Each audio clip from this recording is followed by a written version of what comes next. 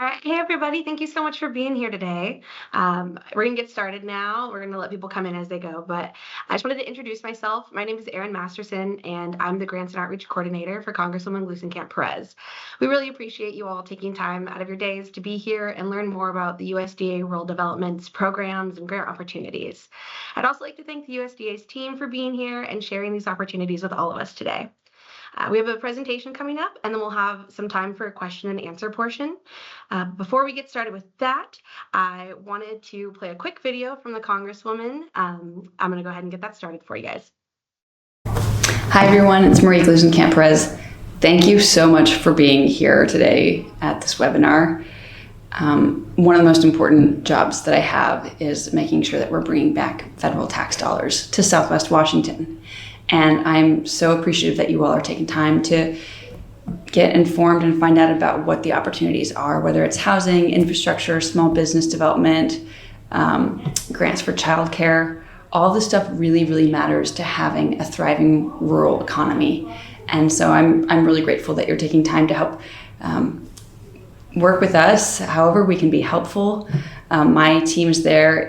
If you're not enrolled in our newsletter about grant opportunities, highly encourage you to do that. If we can help provide letters of support, if you just need help figuring out what is a good fit for you and what those timelines are, however we can be helpful, my office is really aggressive in being an asset to you as you do your work in the community. And I just want to encourage you that the work you're doing is vital. We don't have a middle class, we don't have a strong country without a strong rural community. And so thank you for the work that you're doing, sincerely. While you guys are working to make sure you're bringing home these dollars and supporting your communities, I'm also working to address the issue of how burdensome it is to access these dollars. I've introduced and co-leading the Bipartisan Streamlining Federal Grants Act, and we're really excited about the traction we're getting with that. I know that looking at the administrative burden to apply or administer, it's a lot. And so I'm grateful that you all are here doing that work, fighting for your communities, fighting for Southwest Washington. And please keep in touch however we can be helpful. Thanks again. All right. Thank you so much, Congresswoman, for that video. And with that, I would like to introduce Helen Price Johnson. She is the State Director for USDA Rural Development. Helen, thank you so much for being here. Well, thank you, Erin. We're really excited for this opportunity and really appreciate what a champion your boss is for rural communities all across the nation, but particularly here in Washington State. We hear often as well about the burden of federal grants, and it's folks like her that are helping to make a difference around that. I will say that this administration has taken great strides to do what was in the regulatory framework, but we need congressional action to really make a big difference there. So appreciate her leadership on that. And I do want to introduce my team. I'm joined here today with our Deputy State Director, Tim O'Connell, and our Public Information Officer, Phil Eggman. We'll just dive right in and get started. We promise not to do death by PowerPoint. We really want this to be more of an interaction, but we're going to give you some basic information to start, and then we'll open it up for questions. So, Phil, do you want to go ahead and start the PowerPoint for us? Yeah. All right.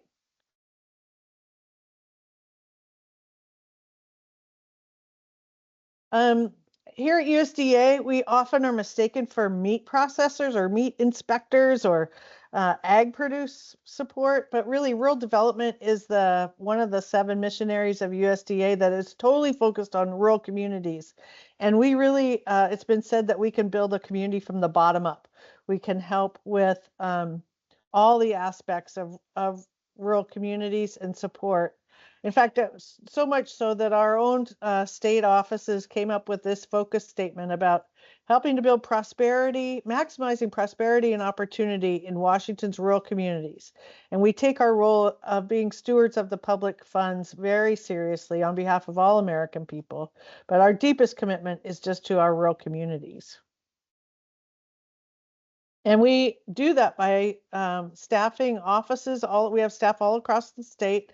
Unlike a lot of federal agencies that have just offices in Seattle that serve a 5 state region, 4 or 5 state region, we have offices all across the state for this region of the state, the Olympia area office folks know you well, and then we also and many I see familiar names on the of the attendees of folks who have already interacted with our programs.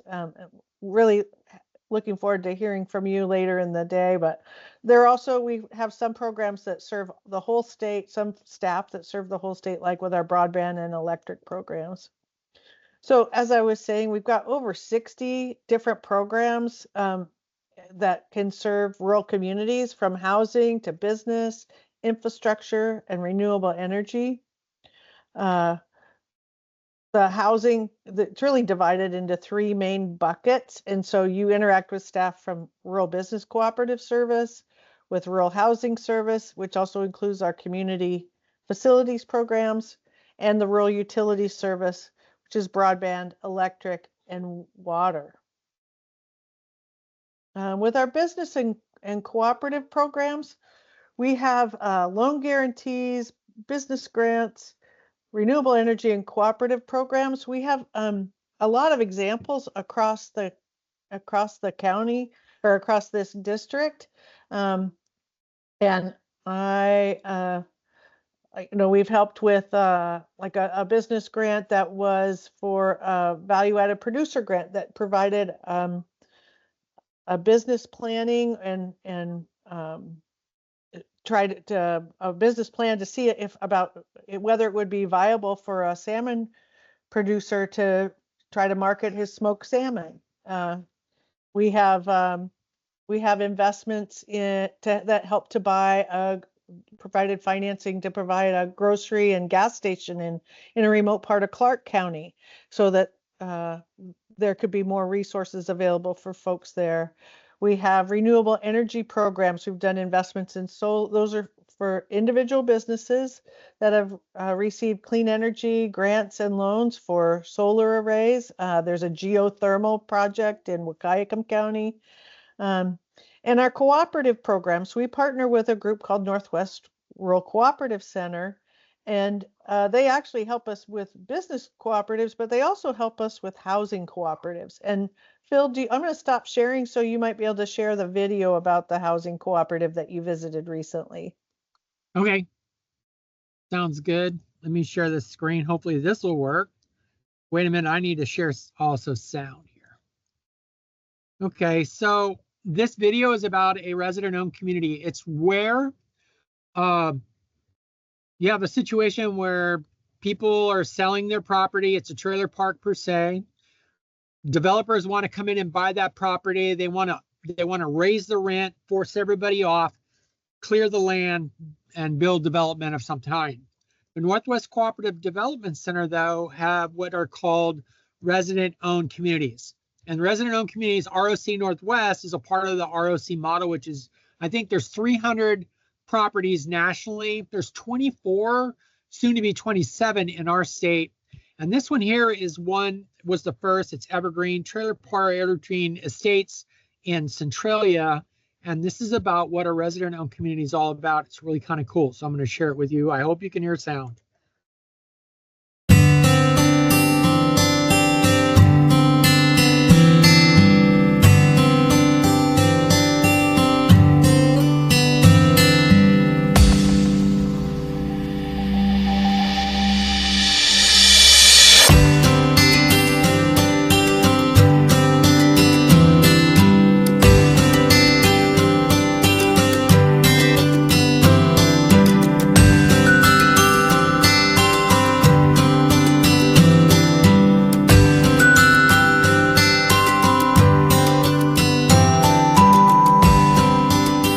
I think some ways to do it is, Sherry, you had commented one time about at our annual meeting, kind of doing something at that time, promoting people coming to the meeting, by a gift card or something draw. Since we purchased the park, I've seen the community come together, whereas if we were owned by somebody else, we would be 55 individuals not really coming together. And by owning the park, we've grown to become more independent, write our own future for ourselves. We're controlling our financial cost of the park. And it's been a rewarding experience getting to know the residents and taking control of our park.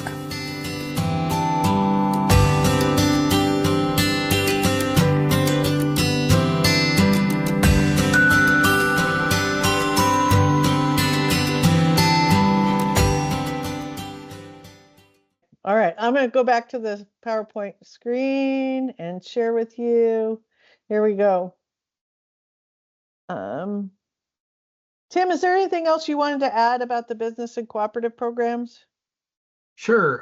It's just one of the, like you said, it's one of the three pillars of rural development's financing programs. And just want to let you know that Carlotta Denisi, one of our business program staff, I saw her on the line.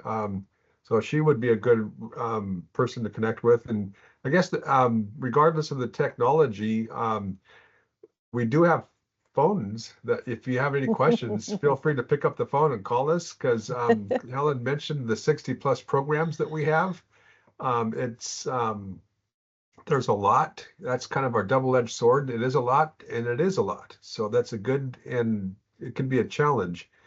And like Aaron mentioned as well, we're not easy to work with, but we do have staff in the different offices that Helen provided that will help individuals walk through the process to figure out, number one, whether it's a good fit for for the program that you're looking at. And also number two, to help provide assistance in filling out the applications if it is a good fit. So I guess that's my takeaways for today for you all on the phone and on the internet or the team's call, is to reach out if you have any questions, and we'd be glad to help figure out a good fit. Yeah, thanks. We do also offer renewable energy programs. This mostly are delivered through PUDs across our state. And we do also do those energy improvements through our business programs that I mentioned, that can be really helpful for folks to lower their utility costs and increase their return on investment, as well as helping to save our planet. Our community programs are really popular. Again, these are mostly in financing, low interest loans, long-term low interest loans. There are some grants through our broadband and electric programs, but in water and sewer and community facilities, it's mostly financing. A really good example was a very successful project in the town of Stevenson. And most recently, there was an award given to the town of Woodland. So we're actively working in this district to help create clean water, or help preserve clean water and expand capacity for our really small communities. And here's an example right here in Lewis County as well. Again, you'll see grants here. Most of these grants that are now the water and waste disposal loans and grants are now part of the congressionally directed spending. We have almost no local grant funds through our state office that we can offer, but we can leverage with state funds and other opportunities to help create a capital stack to meet the needs of your community. Yeah, and also with our water and environmental programs, Phil mentioned the resident-owned cooperatives and some of the purchases of those properties for the residents. Sometimes they're not in the best shape, and so we've seen use of this water environmental programs to actually help upgrade the water systems in these parks as they're transitioning. So there is clean water, because older systems tend to break, and also sewage systems that are functional. So this is a popular program, and it is long-term and very low interest. So it is affordable and helps with the overall cost of those resident-owned properties. Yeah, that's a good example. Homeowners associations are one of the biggest users of our water financing. All right, let's keep moving here. A lot of investment in broadband, reconnect, and distance learning. I see some folks on the line that have taken advantage of this, and really appreciate the work that John Holman does. He's very active. He actually lives in Clark County and will come and meet with folks directly to help expand opportunity. In addition to the broadband infrastructure, which is delivered through the major utility companies, as well as the Reconnect program, their whole effort is to try to expand access where the market doesn't meet the need, because we know across rural America for far too long, those resources have been out of reach, and it's really put a systemic damper on the economic viability of rural communities. If you don't have access to broadband, you don't have access to education, to online markets, to even telehealth resources. So it's really important. Along those lines, the distance learning and telemedicine program also is making some major impacts in District 3. We've had there was a award recently for University of Washington to expand their distance learning telemed in their dentistry program. So in Cowlitz County, there's a dental clinic that got equipment so that they can help train local dentists to serve their rural community. It's been a big gap in our rural healthcare, is getting trained dentists that want to live in rural communities. And so hats off to University of Washington for their outreach, and we are really proud to be partnering with them on that project. We do have a place where you can find out more about what kind of investments have been made with rural development dollars. It's through the Rural Data Gateway. And Tim, do you want to talk some about that in the Innovation Center? Yes, we're trying to be we are not trying, we are a transparent agency trying to figure out where and help the public figure out where those dollars are, because oftentimes people think that federal funding goes to all these pet projects and such, and they really don't. They go to the most needy opportunities and communities. And so our data gateway, which the link is here, and then when we send this out, you'll be able to click it on. You can actually go and find where our investments have been. And I know a lot of other federal agencies have these similar types of opportunities to go in, drill in, and see where the investments have made in your area. So it's a really transparent tool to provide taxpayers the opportunity to look at where their dollars are being invested. And this will give you, I think we go back to 2010 on our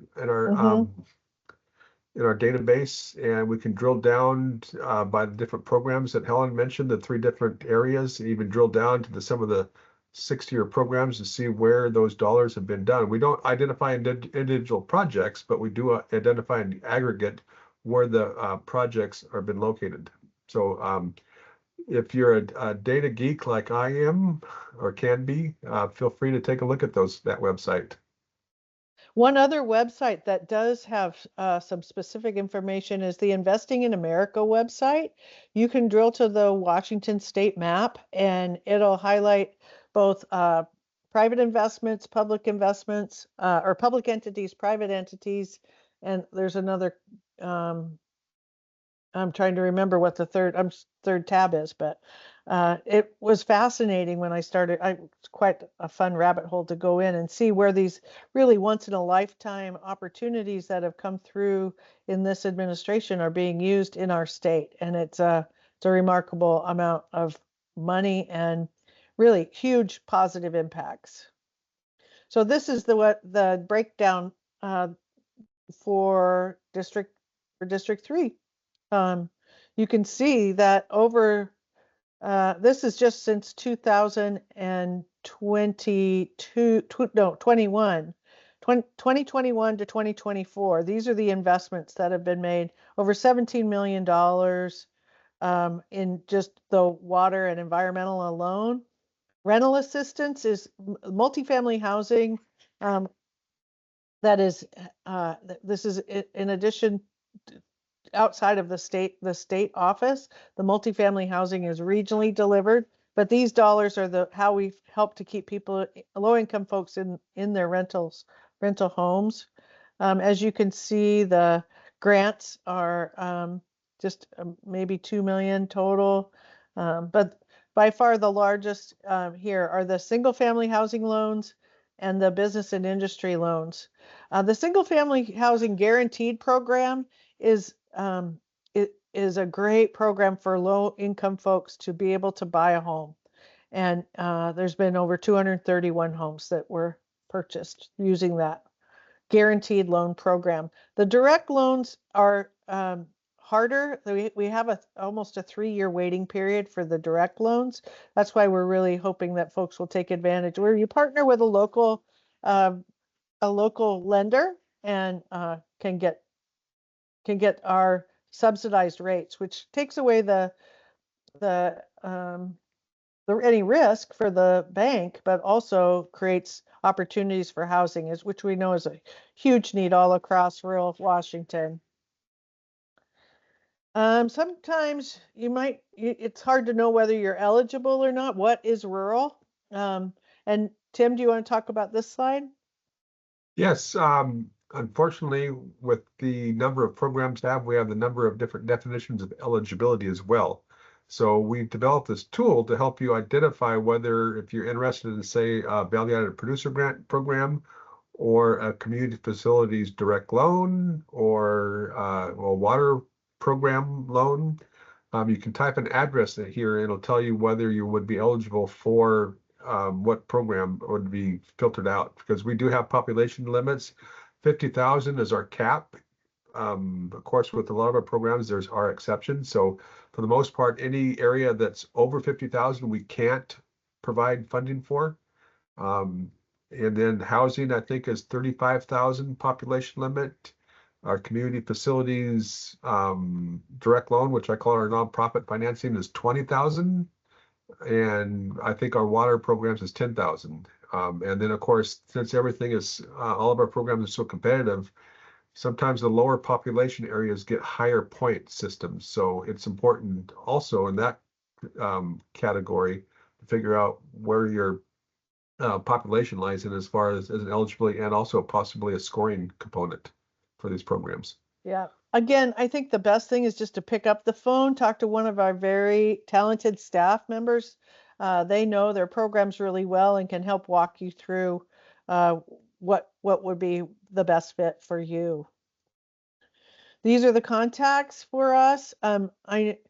Often we get asked about the sister agencies that are also under USDA's umbrella, so I included links to those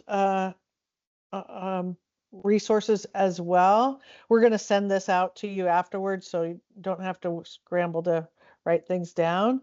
I do want to touch on a couple of things. This Innovation Matters newsletter is a great email to sign up for to get notifications about rural development opportunities.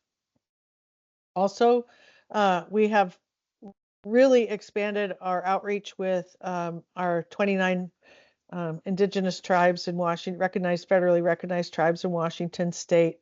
And this report helps to show that work. The funding resource guidance under resources is one that I am hoping that many of you will want to click on to find more collaborative resources. For instance, the child care publication is it was co-presented with, shows the combination of rural development with housing and human services, or health and human services, excuse me. HHS really helps on the programming side, and our rural development can help with the facility side. So anything else you want to add about that, Tim?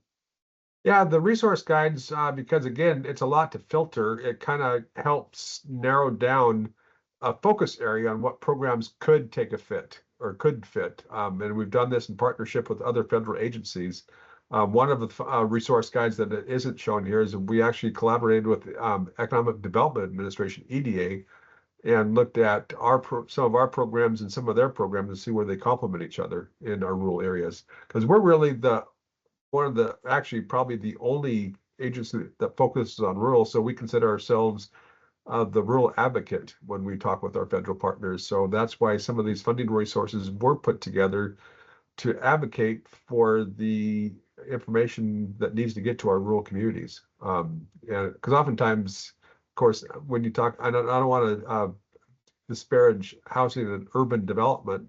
They're a good partner, but they are urban focused. But we are seeing also an uptick in a big uptick in focusing on rural areas. Next, I think that's a win for our advocacy in that area. Yeah, well, and in no small part because the number one executive order that came from President Biden was to reach federal resources to where they haven't been. And what we found is that there are some systemic challenges, as we spoke about at the beginning, but there's also opportunity for collaboration. And so we really have an all of government approach right now to try to reach these underserved regions, and rural is one of those regions. So we stand ready. Actually, if sometimes the amount of information that comes from federal agencies is just mind-numbing, I appreciate that. I'm a former elected official myself, and it can feel out of reach. We are more than happy to sit down and talk with you about what you're trying to achieve for your community, and then bring other partners in that can help, and in working with the Congresswoman's staff to help make that happen. So let's turn it over to you. We want to make sure that we are answering questions that are, getting the answers to the questions that you need. So let me turn it over to you guys. Yeah, all right. So just a few things before we get started on the question and answer portion. Just letting everyone know that this webinar is being recorded so we can share it with folks who weren't able to make it today. And a couple other things. First of all, how we want to run the question and answer portion is we'll have folks click the raise hand feature in the chat. And from there, we'll be able to enable your mic, and then you can unmute yourself and ask your question. People who are calling in on the phone, if you want to raise your hand, it's *5. And then to unmute, it's *6. After someone asks a question, we are going to mute that mic again just to make sure everyone has a chance to if they'd like to ask a question. And also, just in the interest of staying on topic for time's sake, we want to make sure that the questions that are being asked are USDA rural development oriented, just so we can make sure we're on topic here. With that being said, I'm going to go ahead and start unmuting mics. Richard, I've seen your hand up for a minute, so we're going to unmute yours. Give me 1 second. All right, Richard, you are good to unmute yourself. Okay, hi, I'm Richard Kubinek. I'm a OB-GYN physician with CMAR Community Health Centers in Vancouver, Washington, and one of other representatives' constituents. I'm really excited about some of the things I'm hearing getting done, and one of the things we encounter in our workflow is that we have a lot of folks who are interested in behavioral health services, would like to interact remotely, but their limiting factor is they don't either have a data plan or like a Wi-Fi enabled safe place to make their appointment from. And what I'm really excited about is some of the rural bandwidth initiatives. If we can have community access that individuals can come to, that is maybe in a shared workspace, that is in a rural health center, that allows a person without the requisite hardware technology bandwidth to be able to come in, make an appointment, schedule an appointment with their therapist. They book 45 minutes in a web enabled room, and that way they can connect with their mental health therapist, go back home, and be able to engage in care that they otherwise couldn't afford. Yes, that actually is something that we've been in conversation with, to try to create it. You need to have, I mean, both the distance learning telemed program, and actually I think the Community Connect also could work for a community hub where people can come and congregate. It was an Tim, you need to correct me if I'm wrong, but I think that was kind of born out of the pandemic and the need that people saw during that time. Yeah, I was going to put the link in the chat, but apparently the chat's not working. But and that came to mind as our Community Connect grant, which does exactly what the gentleman asked for, is that we can work with a local institution, local anchor institution, i.e. a library, and it's basically designed to provide those types of rural connectivity resources that people won't have access to. So Community Connect grant, again, even though we don't have a lot of grants, you hit on the first one. That's one of our ones that we do have. So Great. Happy to follow up with you afterwards, so get more details about that. All right. And Tim, if you want to send me that link, I can also email that over. Okay. Wonderful. All right. It looks like next we have Jerry. Jerry, we're going to go ahead and enable your mic. And you are good to unmute.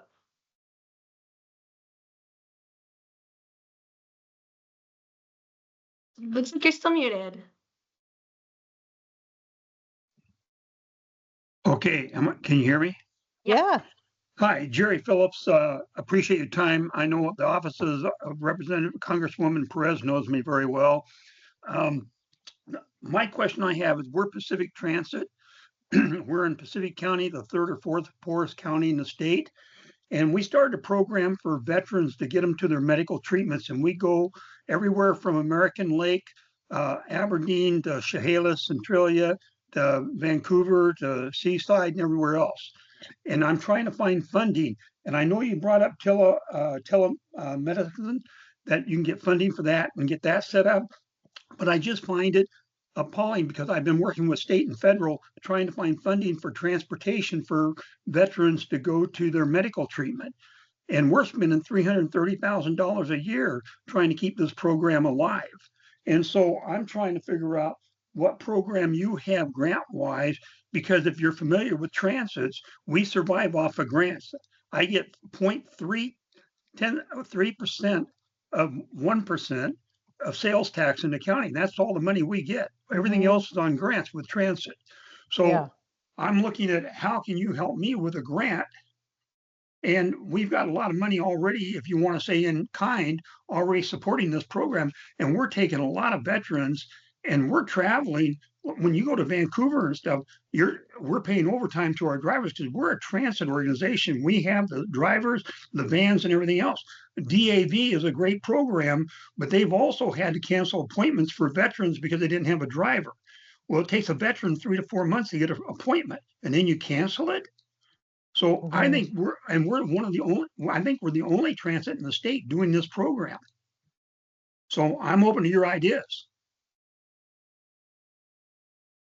Well, I'm really interested in trying to help find solutions for your problem.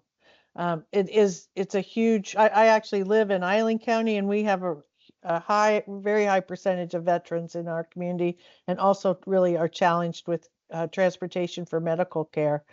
So we don't have operational grants for what you're describing, but there may be some other creative solutions that we can work on, similar to what we were just saying about telehealth appointments, or creating an opportunity for the veterans resources to come closer to you. I don't know. I mean, it's a conversation we'd have to have.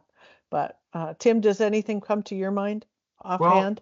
Well, our community facilities loan and grant program does cover those types of purchases, because we're a funding agency. We fund bricks and mortar type things, buildings, equipment. So we could fund the vans and such, but and as far as a grant, like Helen mentioned, those have been basically used up through the congressionally directed spending process. So we don't have a lot of discretionary funding available. I think we had nationwide this year $4 million for 47 state offices after all the congressionally directed spending projects were allocated. So that's where our traditional funding for these types of projects has come from, is through that community facilities grant program. So I guess a longer term answer would be work with your congressional office to see about getting the CDS project going. And I didn't want to put Aaron on the spot, because that's actually the Congresswoman's I think you just did. connection. But I do think what you're talking about is the operational burden that this has on you. And so maybe there's a way that an electric vehicle could be purchased that would lower the cost for the delivery of services, or and I don't know what all the Veterans Resources Services has. I know that they're interested in trying to expand services in Southwest Washington. So happy to take it offline so we don't take up too much time here. But I really, thank you for what you're doing. It's so important. All right, and then I see Teresa has her hand up as well, community emotion. So I'm going to go ahead and enable your mic as well. You should be good to unmute now, Teresa. Thank you so much. So I just want to respond to the comments that were just made regarding transportation for veterans.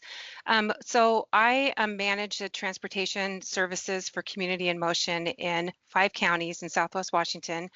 And we have noticed and have encountered challenges with the veterans trying to get to, to and from medical appointments and other appointments that aren't medically related, because we do have other programs that are not non-emergency medical transportation to support those folks. And I know that Skamania County has really had a challenge with their veteran transportation because funding has been reduced, I believe. And so, yeah, and so, we have been working, we just had a recent meeting with one of our liaisons from WashDOT, and we did really state strongly that we need more funding for those folks. Part of the shuttle from Vancouver to Portland was discontinued. So these guys and gals have the challenge of trying to get back and forth, and you typically have to spend like a whole entire day up there at OHSU at the VA to get services, and then to be able to get there and get back, it's an all-day thing. So we've tried to supplement, if they are Medicaid qualified with their benefits, to supplement, like trying to get them home in between that time. But not all of them are eligible for that service. So we are really trying to tap into other resources like the WashDOT conversation, and also we've applied for a grant. We're still waiting to hear on that for Wahkiakum and Cowlitz counties. And it's a small, tiny grant. I mean, when you say $4 million and that doesn't seem like a lot of money, this is for $100,000. So that won't go very far. But we're really trying to dig in and find resources that can help our veterans. So I totally empathize with the challenge of that last conversation. Yeah. Well, I'm thank you for speaking up, and clearly this is a regional issue that could benefit from some collaboration. Absolutely. Thank you for everything you guys do. Appreciate it. Thank you for your work. Thank you. Thank you so much, Teresa. All right, the next question, I see Rye's hand up, so I'm gonna go ahead and allow your mic. You should be able to unmute yourself now. Hello, this is James Rye's husband. Rep Rye's here also. We are out in Packwood, Washington, and for us, most of our interest in this revolves around figuring out developing a property that we have for low-income and employee housing out there. So the U.S. Forest Service used to have a ranger station in Packwood, and we own it now because they divested.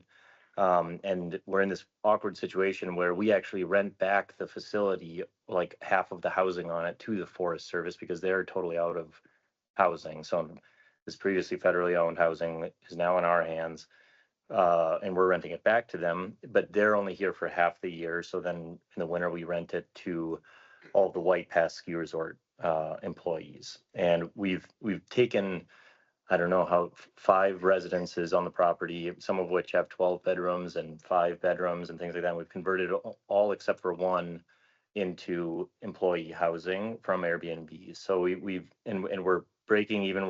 Well, not really, but sort of. Well, we hope to break even at some point on this. And my question is, when we look at this, we've got the ability right now to house a bunch of people on it, but it's all very run down. I can see that there's these housing preservation grants. It says multifamily component, but I'm like, things like right now we're going through this heat wave. All of the Forest Service employees in there are just cooking in there because we don't have AC, and we the amount that they can pay, like we can't add it. Same thing in the winter, the heat barely keeps up. So we're really trying to make this work for older buildings. Everything's like pretty old, and we're looking at options in the future. Where do we try to fix up all this existing housing right now, or do we push it into a pile and try to redevelop it with like a multifamily building that is, can hopefully house the same or maybe, even twice as many people in a more compact, energy efficient type situation. So I don't. And on top of that, part of what MGP's has been helping with and trying to help with Packwood is the rural infrastructure and helping move forward the sewer in Packwood. But at the same time, that seems to be halted back and forth. So one of the big hangups for providing low income and employee housing in Packwood is the sewer coming in, which even if it does, will take several years. But we actually have the capacity on our property. We have a septic system that's now 37 years old, but is large enough capacity wise to currently build more housing, provide more low income housing, but it's old and it requires more improvement than we have the money to build into. So we're sort of in this position where we don't have the money to improve our septic system, and we don't know how long the sewer will take. So even though we have the land to provide low income and employee housing, we're sort of stuck. So we don't know if there's anything that the USDA RD can help us with. Well, I'd say yes. There are opportunities, and I think there's enough nuance in what you described. And thank you for touching on something that is such a huge and helping to support what is such a huge need is workforce housing. That working middle that the Congresswoman talked about, we have to do everything we can to meet those needs. Often housing programs are very wisely, I guess, targeted at the very low income folks, but it's left our market, in our housing market has left that middle for workforce housing really unfulfilled. There are our housing preservation programs. There's our multifamily housing programs. We do have infrastructure. It may be that someone like Craft 3 that also does low interest loans for things like large on-site septic systems might be a good fit. I think what we need to do is schedule a separate call and kind of dive in get a few people online and kind of triage what your needs are. But I think it's super exciting to hear about this project, and I'm sure that there's something that we can do to help. Yeah, thank you so much for that question, Ryan James. I see Jean is up next. We're going to go ahead and Jeannie is up next. We're going to go ahead and unmute your mic.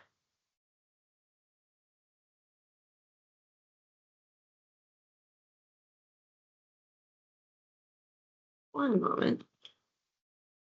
All right, you should be able to unmute now.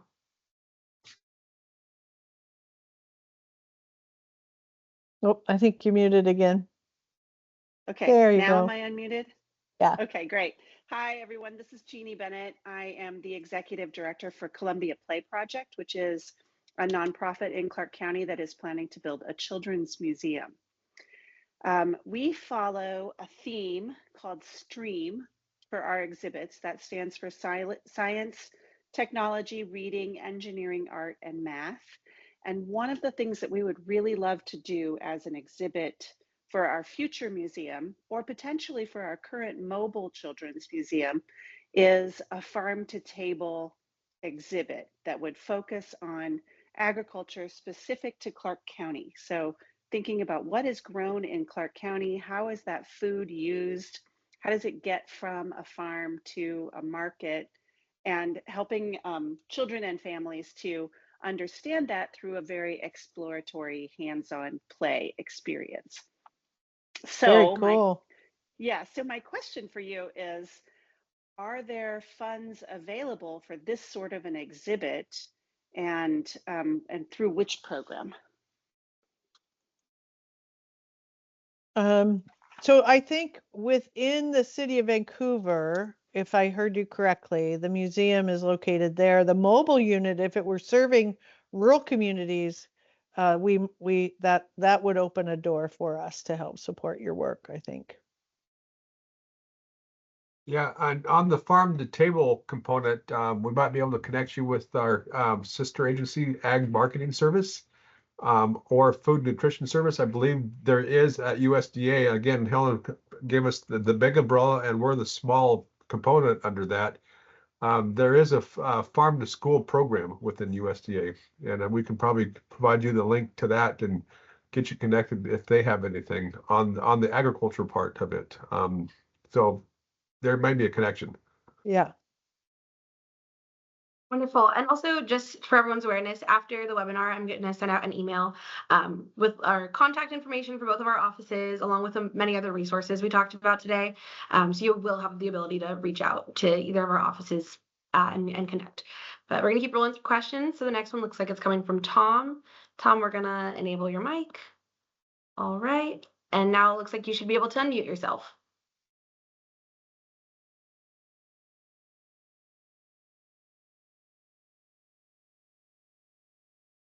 Does it look like you're able to unmute yourself?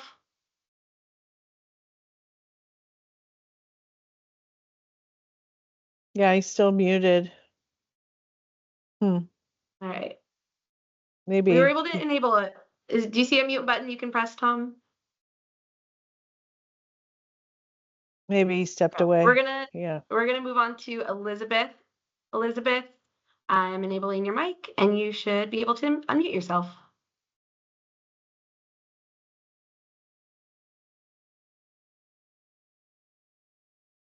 Elizabeth, do you see the little icon?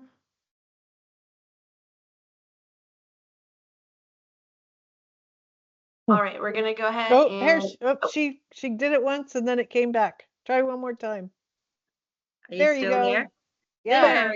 Good afternoon. Got it. Thank you so much for making this opportunity today. I served 4 years on City Council here in Centralia, and presently I'm the Vice President of Citizens for Lewis County 911, which is a PAC.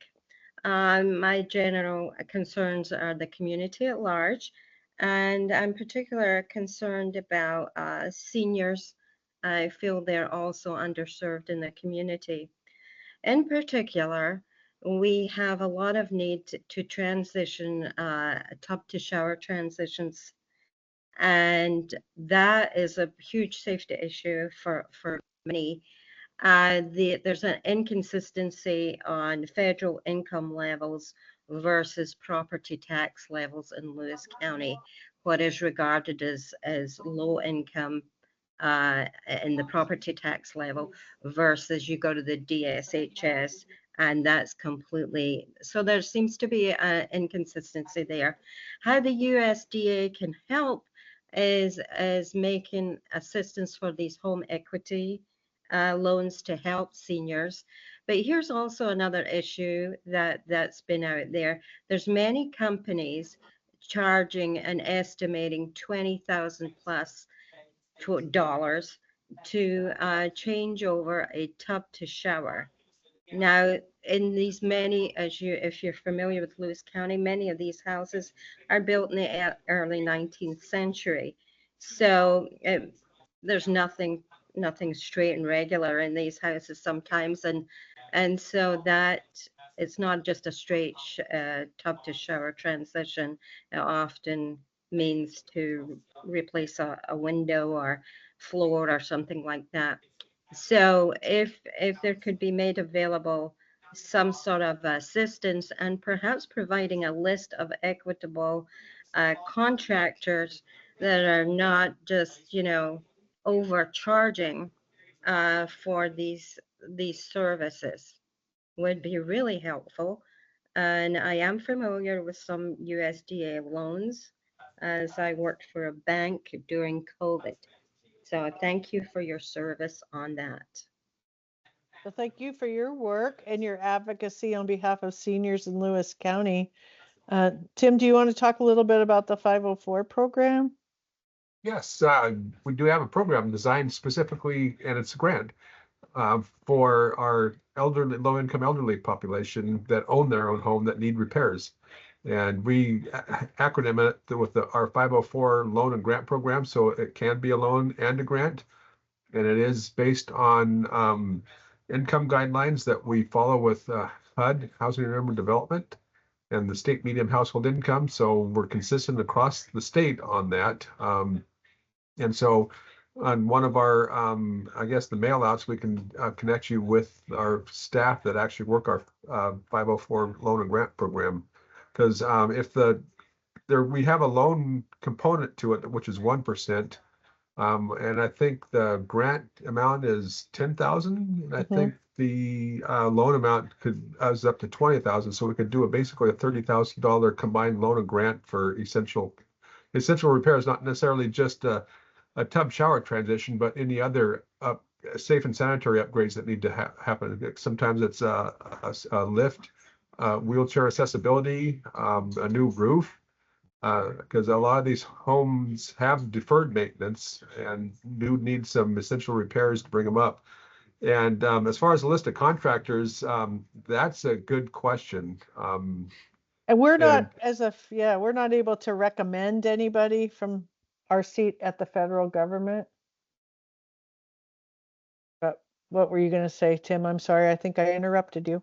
No, that's why we riff off each other. I was just going to say that it's something probably that if there's an elderly services program within the county, and then the county themselves probably could get together and collaboratively come up with a list of this type, because everybody knows everybody in the local rural area, so you know who the good guys and the bad guys are. So that's probably more of a local connection issue or challenge, opportunity.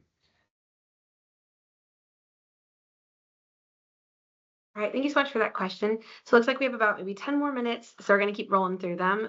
Bill, looks like you're up next. We're going to go ahead and enable your mic, and you should be able to unmute yourself now.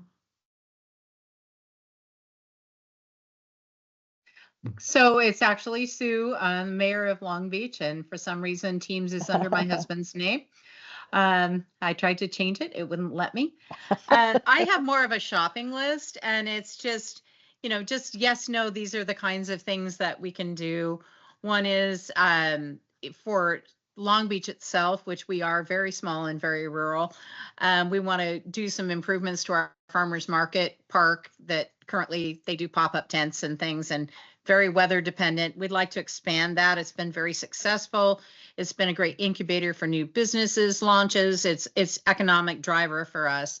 So that's one thing that we would be looking for either loans or grants for. Another would be outside of the city, the Grange is trying to save their building and increase their services. They're currently vital to us because they're providing commissary kitchen for the local food trucks. So, and they're looking at a lot of other programs. They have I think a Master Gardener program and some other things like that. They need a new roof. They need, all kinds of facilities improvements. Regionally, throughout the whole county, we need septic treatment.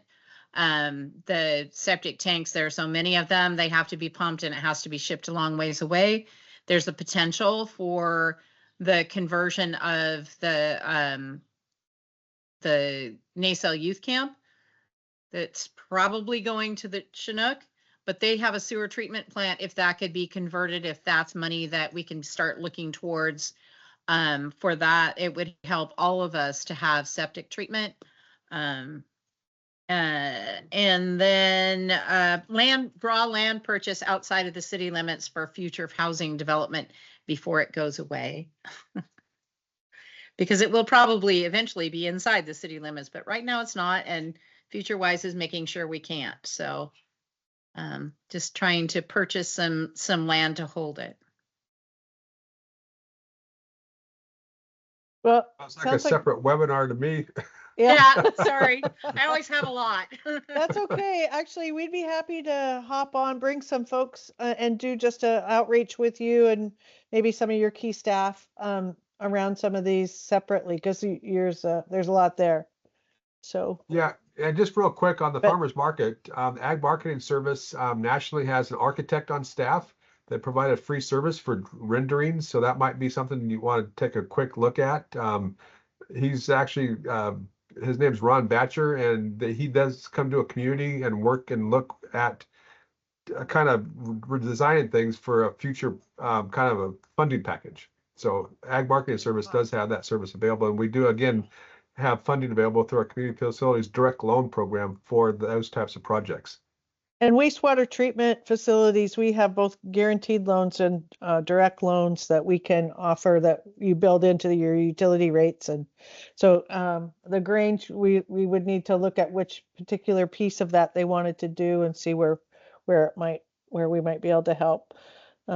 So happy to follow up with you. Thank you, Mayor, for your service and also for being on this call. Great. Thank you so much. All right, Kathleen, it looks like you're next, so I'm going to go ahead and enable your mic. All right, you should be able to unmute yourself.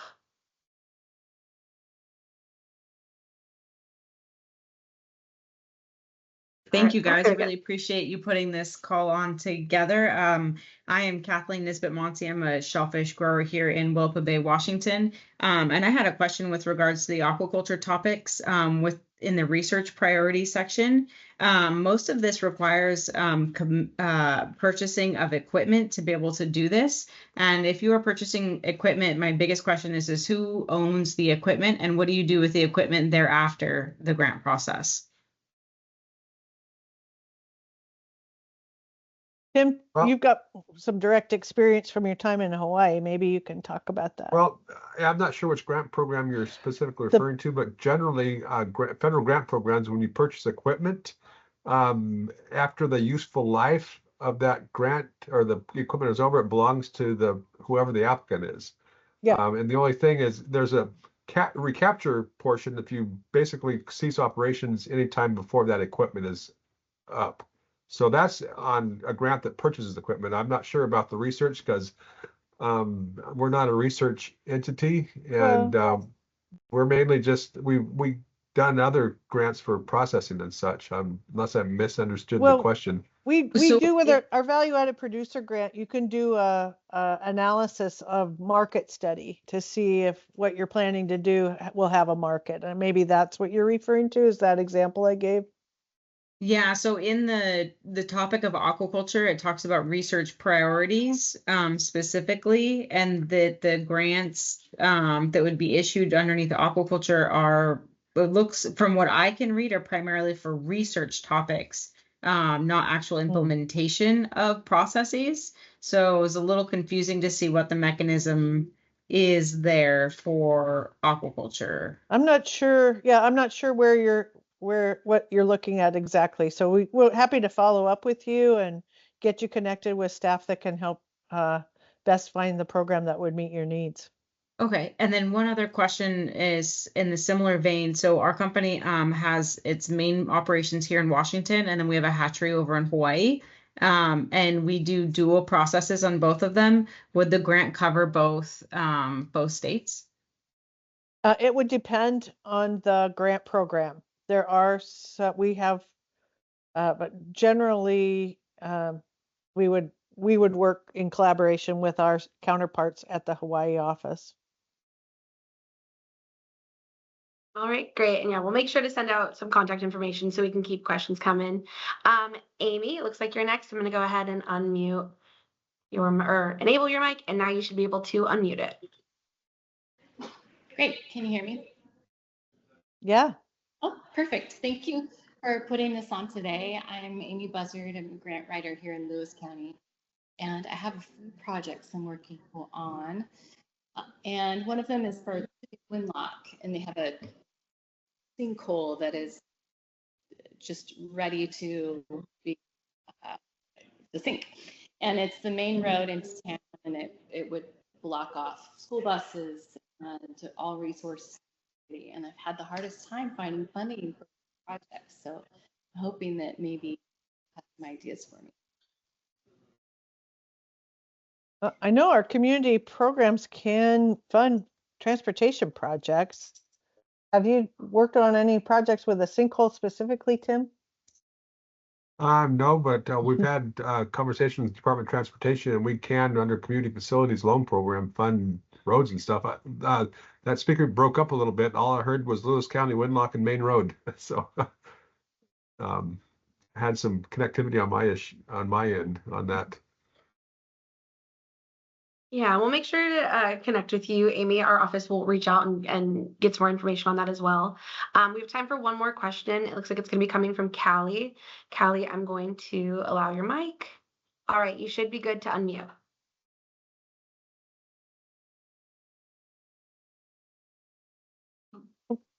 On and then off again. I'm sorry, can you hear me?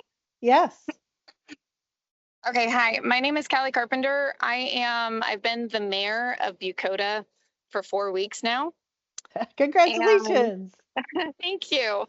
The question I have is I was on the city council for 2 years before stepping up to be mayor. And a lot of what I heard about getting grants is that it was really difficult for us because our population is 502 people. And so I know that, rural and small towns were definitely small, but what I've heard is that we're too small.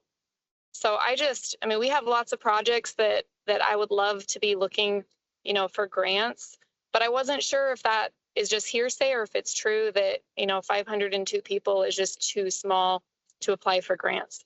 It's an urban legend. It has nothing to do with reality. That's not true. It's not true. Not true at all. No, we would welcome the chance to talk with you, Mayor, and maybe talk through some of the challenges that you're facing and what you're looking for. Again, a lot of the programs that we can offer are low interest loan financing, but sometimes we can partner with state, like Department of Commerce grants, or with the CURB board or the Public Works board at the state level to help meet some of those gap needs for our municipalities. Yeah, and right. Aaron, maybe as a suggestion, those that didn't get their questions answered, they can write them to you, and then we can follow up with the written answer back, if that's okay. Yep, that's perfect. I was just about to say that. Yeah, just in the interest of time, we're gonna have to be wrapping things up. So if your question was not answered, please email me. You'll get an email from me later today with contact information for our office and for USDA, as well as the PDF from the slideshow today, and many other resources. So we're gonna make sure we get in contact with everyone here. So yeah, please go ahead and send me an email with your question, and I'd be happy to pass it along to the USDA. Additionally, thank you all so much for being here, and thank you to the USDA's team for presenting. I really hope this was beneficial for everyone, and I hope you guys have a great rest of your week. Thanks. Shout out to Edna. Thank you. Hi, my friend. See ya. Thank you all. All right, bye. Have a good Bye. day. Bye.